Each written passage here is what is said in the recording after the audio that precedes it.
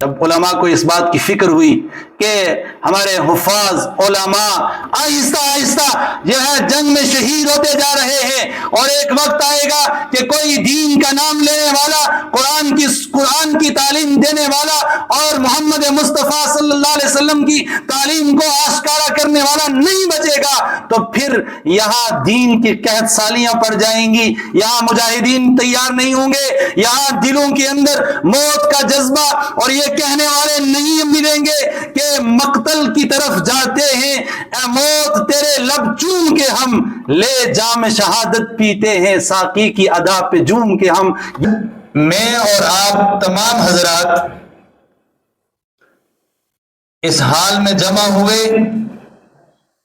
تاکہ ہم وطن عزیز کے ان شہداء کے خون کا تذکرہ کریں، ان کی قربانیوں کو یاد کریں کہ جنہوں نے مجھے اور آپ کو اور ملک میں بسنے والے انسانوں کو آزادی کی راہ دکھلائی، آزادی کی سانس دلائی۔ تو جب ہم اس تاریخ کو اٹھائیں گے تو ہمیں بہت سارے صفحات پڑھنے پڑیں گے، اور ہمیں اس تاریخ کو جاننے کے لیے ذرا پیچھے جانا پڑے گا، اپنے اسلاف کی قربانیوں کو یاد کرنے کے لیے ہمیں اس کے ابتدائی مراحل کو دیکھنا پڑے گا، ابتدائی مراحل کے صفحات کو کھنگالنا پڑے گا، اور ہمیں اس کا اندازہ ہوگا کہ پھر کس طرح ہمارے علماء نے اور برادران وطن نے اس ملک کو آزاد کرانے کے لیے قربانیاں پیش کی۔ یہ تاریخ مجھے اور آپ سب کو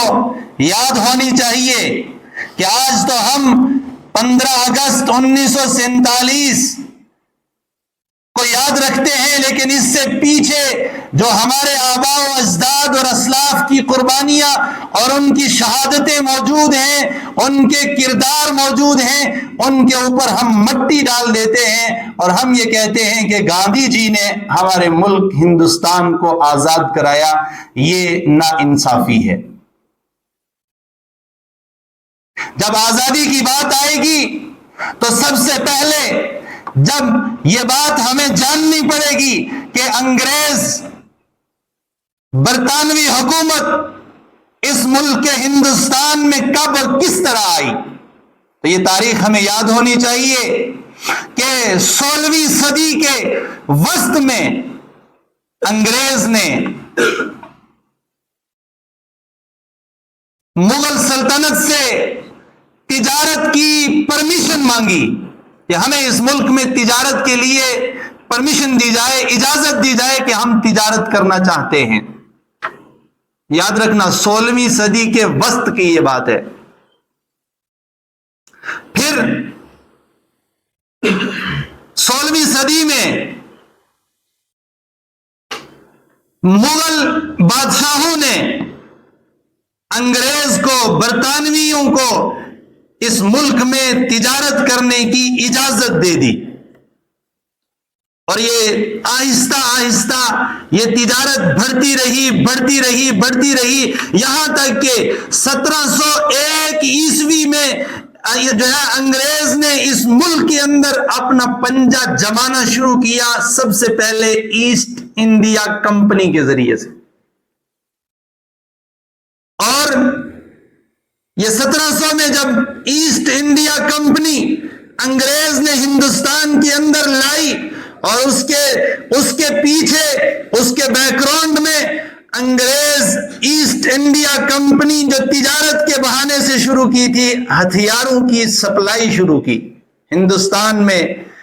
برطانیہ سے ہتھیار لانے لگے، افواج کو مزدوروں کی شکل دے کر ہندوستان میں لایا گیا۔ اور سب سے پہلے پھر جس ہستی نے انگریز کی اس ناپاک سازش کو، اس ناپاک تسلط کو اس ناپاک ارادے کو بھانپا وہ خواجہ احمد سرہندی مجدد الفسانی رحمت اللہ علیہ۔ انہوں نے مختلف علاقوں کے اندر کانفرنسیں کی اور بتایا برادران وطن کو، اپنے مسلم رہنماؤں کو اور حکومت پر باراجمان لوگوں کو بتایا کہ انگریز کے ارادے ٹھیک نہیں لگ رہے ہیں۔ یہ اس ملک کو کہ جو ملک جو ہے سونے کی چڑیا مانی جاتی تھی، کہا جاتا تھا کہ جتنا جو ہے معیشت اس ملک کی مضبوط تھی اتنی پوری دنیا میں کسی جگہ معیشت مضبوط نہیں تھی، اتنا سونا تھا، اتنا کچھ اس ملک کے اندر موجود تھا۔ خواجہ احمد سرہندی رحمت اللہ علیہ نے بارہا یہ بات کہی، لیکن اس وقت کسی نے اس بات کی طرف توجہ نہیں دی اور انگریز اپنا تسلط جمانے میں مضبوط سے مضبوط تر ہوتے رہے۔ پھر جب خواجہ احمد سرہندی مجدد الفسانی رحمت اللہ علیہ اس دنیا سے رخصت ہو گئے، ان کے بعد انگریز نے بہت ساری سازشیں اور کوششیں کی اور مسلمانوں کے اوپر ان کے حالات اور ان کی زندگی کو تنگ کیا۔ تو اس کے بعد ایک مرد مجاہد شاہ ولی اللہ محدث دہلوی رحمت اللہ علیہ، انہوں نے مختلف دہلی میں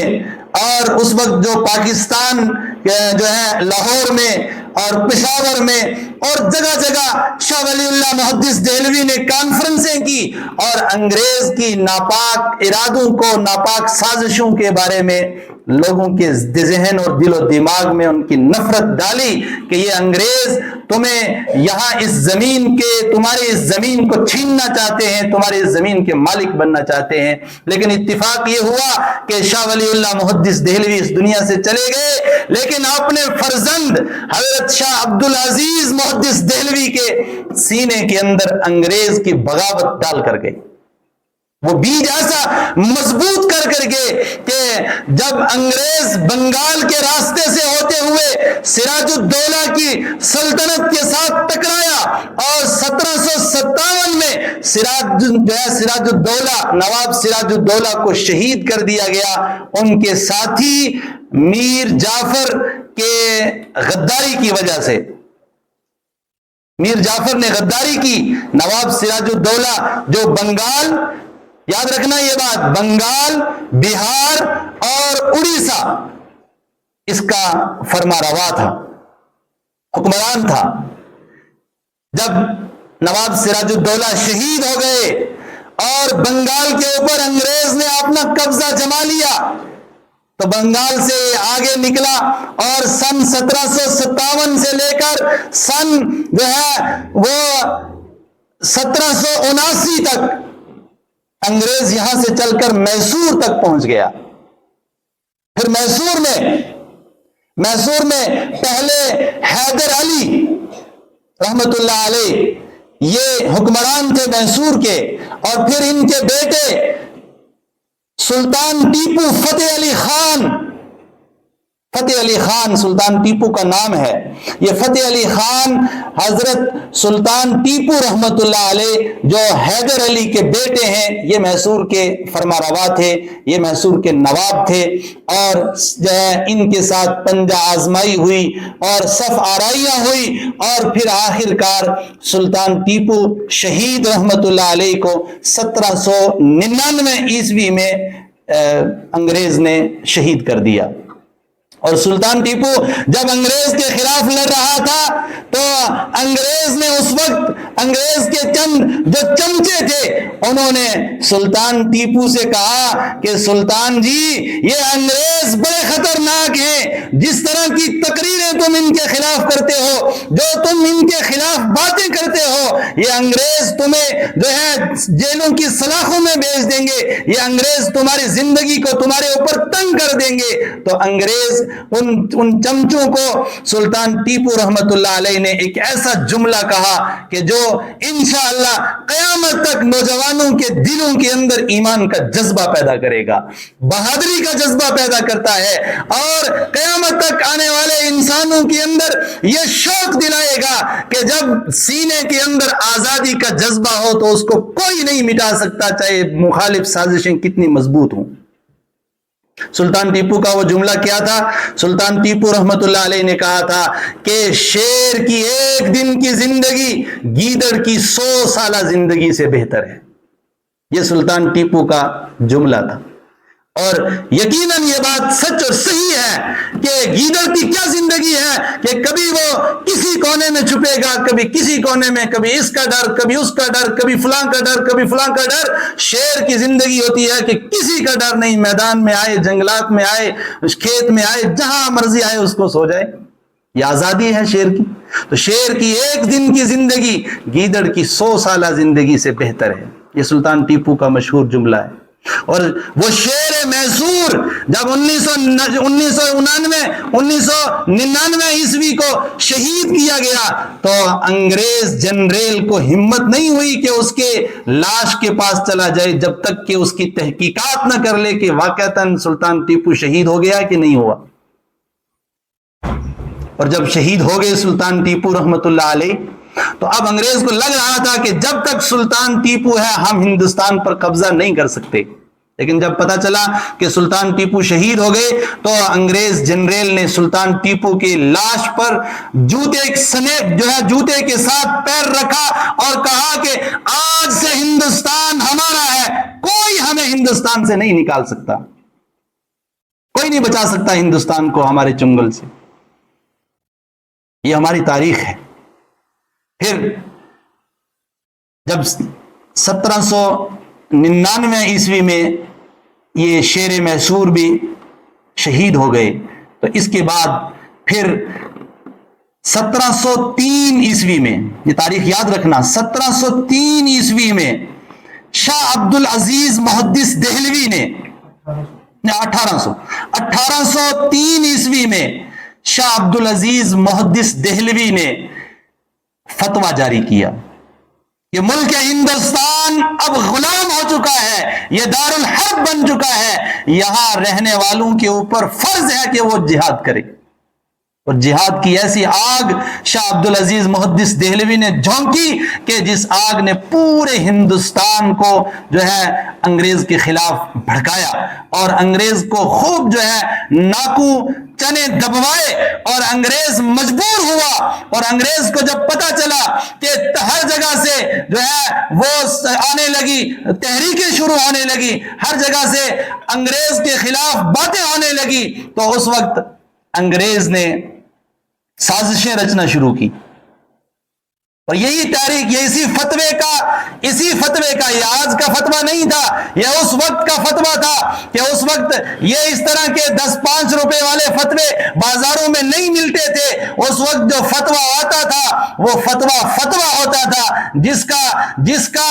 جو ہے وہ مقام اور مرتبہ یہ تھا کہ جس طرح ایک گورنمنٹ کا آرڈر بلکہ اس سے بھی زیادہ سخت قسم کا فتویٰ ہوتا تھا۔ ہر مسلمان دل و جان سے اس کو مانتا اور تسلیم کرتا تھا، اور حق اور سچ پر وہ مبنی ہوتا تھا۔ یہی وجہ تھی کہ پھر 1803 عیسوی سے لے کر 1857 تک بہت ساری تحریکیں شروع ہوئی، اور پھر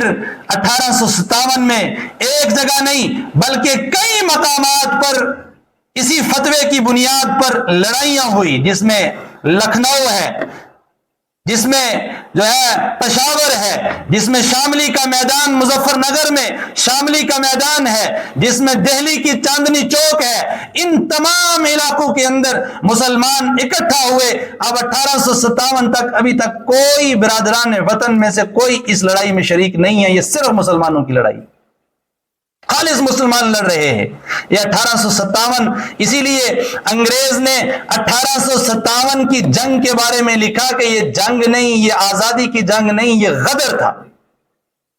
1857 کی جنگ اگر آپ تاریخ کی کتابوں میں پڑھیں گے تو انگریز نے اس وقت، اور آج بھی وہ یہی بات تسلیم کرتے ہیں ہمارے برادران وطن، کہ 1857 کی لڑائی یہ جنگ آزادی کی لڑائی نہیں تھی بلکہ یہ غدر تھا۔ غدر کا مطلب ہوتا ہے غداری کرنا، ملک کے ساتھ بغاوت غداری، تو یہ انگریز نے نام دیا تھا، اور یہ صرف شاہ عبدالعزیز محدث دہلوی کے اس فتوے کی بنیاد تھی۔ اور پھر جو ہے 1831 میں شاہ عبدالعزیز محدث دہلوی کے اس فتوے پر ان کے فرزند نے جو ہے وہ عمل شروع کیا، اور یہاں ہندوستان سے افغانستان گئے اور وہاں سے جہاد کی تیاریاں کی، اور شاہ اسماعیل شہید اور شاہ احمد شہید رحمت اللہ علیہ وہاں سے آئے، اور پشاور بالاکوٹ کی پہاڑیوں کے اوپر سکھوں کے ساتھ جب مقابلہ ہوا تو شاہ اسماعیل شہید اور شاہ احمد شہید رحمت اللہ علیہ وہاں بالاکوٹ کی پہاڑیوں پر شہید ہوئے۔ یہ 1831 کی بات ہے۔ 6 مئی 1831 میں ان جو ہے شہیدان وطن نے اپنی شہادت اور اپنے خون سے اس ملک کو جو ہے وہ اس ملک کو سینچا ہے۔ اور پھر اس کے بعد 1857 میں جو جنگ ہوئی شاملی کے میدان میں، مولانا قاسم نانوتوی رحمت اللہ علیہ، مولانا رشید احمد گنگوہی رحمت اللہ علیہ، اور مولانا حافظ ضامن صاحب شہید رحمت اللہ علیہ، اور ان کے ساتھ بہت سارے علماء جو ہے شاملی کے میدان میں اور دہلی کے چاندنی چوک میں جمع ہوئے، اور انہوں نے وہاں جنگ میں حصہ لیا، لڑائی میں حصہ لیا۔ اسی جنگ اور لڑائی میں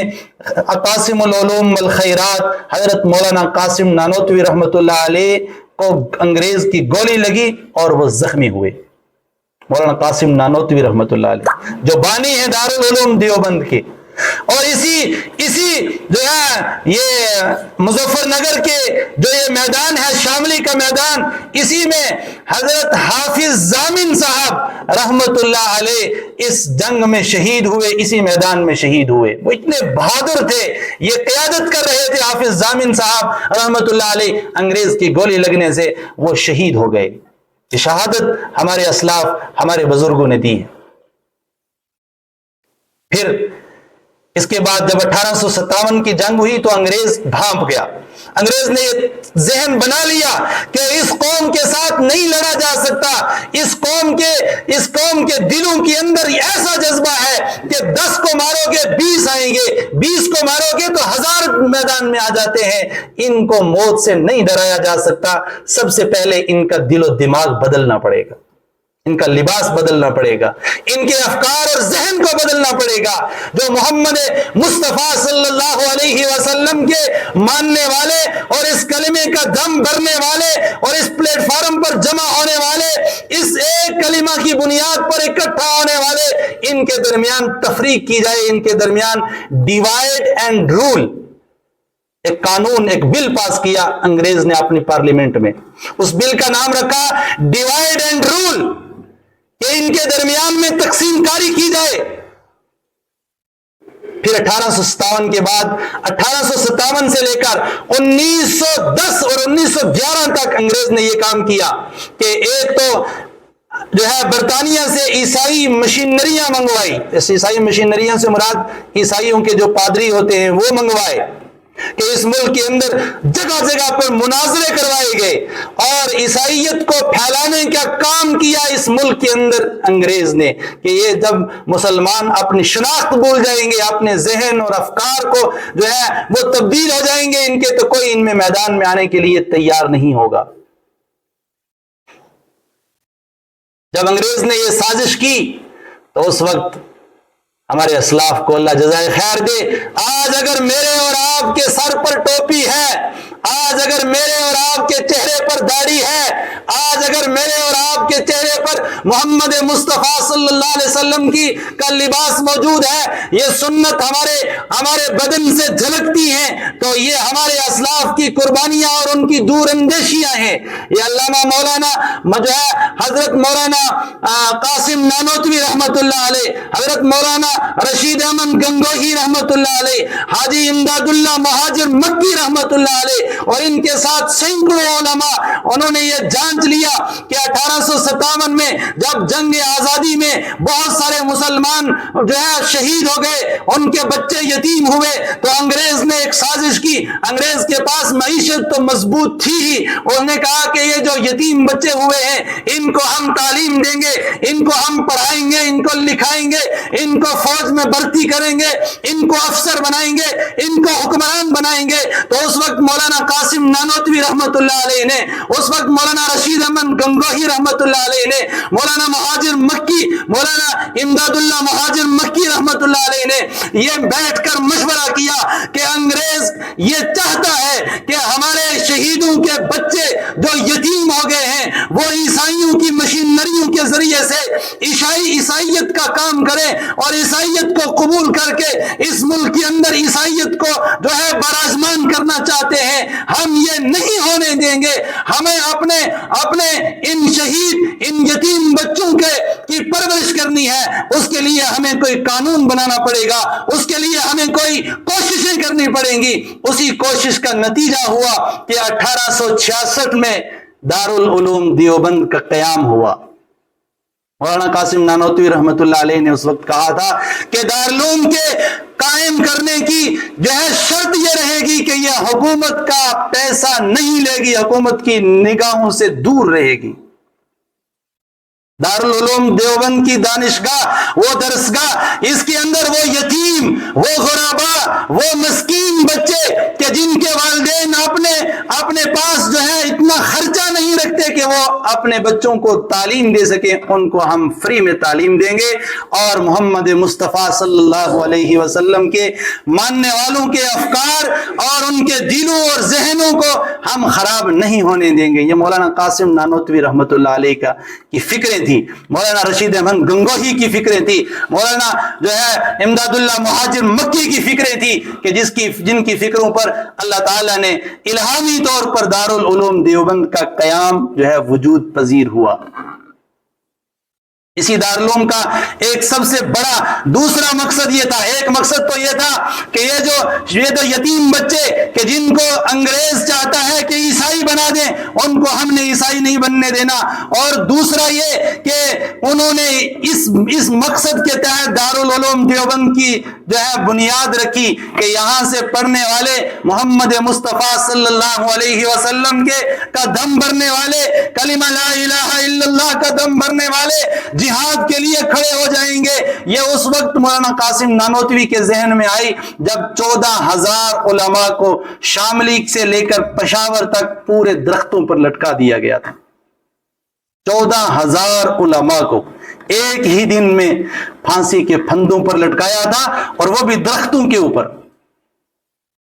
جب علماء کو اس بات کی فکر ہوئی کہ ہمارے حفاظ علماء آہستہ آہستہ جو ہے جنگ میں شہید ہوتے جا رہے ہیں, اور ایک وقت آئے گا کہ کوئی دین کا نام لینے والا, قرآن کی تعلیم دینے والا اور محمد مصطفیٰ صلی اللہ علیہ وسلم کی تعلیم کو آشکارا کرنے والا نہیں بچے گا, تو پھر یہاں دین کی قحط سالیاں پڑ جائیں گی, یہاں مجاہدین تیار نہیں ہوں گے, یہاں دلوں کے اندر موت کا جذبہ اور یہ کہنے والے نہیں ملیں گے کہ مقتل کی طرف جاتے ہیں, اے موت تیرے لب چوم کے ہم لے جام شہادت پیتے ہیں, ساقی کی ادا پہ جوم کے ہم. یہ وطن کی محبت ہمارے نبی جناب محمد مصطفیٰ صلی اللہ علیہ وسلم نے ہمارے اندر کوٹ کوٹ کر بھری ہے. وہ جملہ مشہور کہہ کر کہ جب نبی پاک صلی اللہ علیہ وسلم مکہ کو چھوڑ کر مدینہ جا رہے تھے, جب مکہ کی حدود کو پار کرنا تھا, مدینہ کی حدود میں داخل ہونا تھا, تو ایک لمحے کے لیے کھڑے ہوئے اور کہنے لگے, یا مکہ تو مجھے بہت پسند تھا, تو مجھے بہت محبوب تھا, تیرے رہنے والوں نے اگر مجھے مجبور نہ کیا جاتا تو قسم ہے اس خدا کی, قسم ہے اس گھر کے مالک کی کہ میں تجھے چھوڑ کر کبھی نہ جاتا. یہ وطن کے ساتھ محبت تھی. محمد مصطفیٰ صلی اللہ علیہ وسلم نے یہ جذبہ ہمارے دلوں کے اندر پیدا کیا ہے. یہی جذبہ جب تک ہمارے دلوں کے اندر برقرار رہے گا, ہمارا حوصلہ برقرار رہے گا, ہم برقرار رہیں گے, ہمارا ملک برقرار رہے گا. اور ان تمام باتوں کو ہم سب کو یاد